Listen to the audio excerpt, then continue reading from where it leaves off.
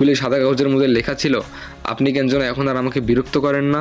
যাই হোক, আপনার এই পাগলামোগুলো অনেক ভালো লাগতো, আপনাকে অনেক মিস করতেছি, আসুন দেখা করব। আমি সঙ্গে সঙ্গে বুঝে গেলাম, না এটা তো ওই মেয়েটাই। যাই হোক, আইডির নামটা কী ছিল জানেন? মায়াবী চোখ আইডির নাম ছিল এটা। যাই হোক, আইডির নামটাও একটু রহস্যময়, তবে ওই মেয়েটার নাম কি এখনও আমি জানি না, আর আমার ছোটো বোনও জানে না, কারণ ছোটো বোনের সিনিয়র ওরা, আর আমার বোন ভয়ও পায় একটু একটু। যাই হোক, তারপরে ভাবলাম যে না, এবার দেখা করতেই হবে, কিন্তু কন্ট্যাক্টের নাম্বারও লিখে দেয়নি যে কীভাবে দেখা করব না করব।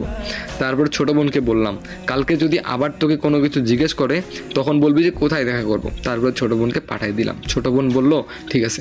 তারপর ছোটো বোন স্কুলে গেল, আবারও বাসায় আসলাম। ছোটো বোন বলল, ভাইয়া ওই আপুটা বলছে তুমি নাকি ভালো করেই জানো ওই আপুটা কোথায় ডাকছে তোমাকে। তখন আমি চিন্তা করলাম, ভালো করেই জানি কোথায় ডাকছে, তখন একটু মাথা খাটিয়ে দেখলাম, না না না, ফার্স্ট টাইম আমি ওর অ্যাকাউন্টের যে নামটা যেখানে পাইছি, মানে যে ব্রেন্সের মধ্যে, সে একটা ক্লাসরুমের ভিতরে। আমি তো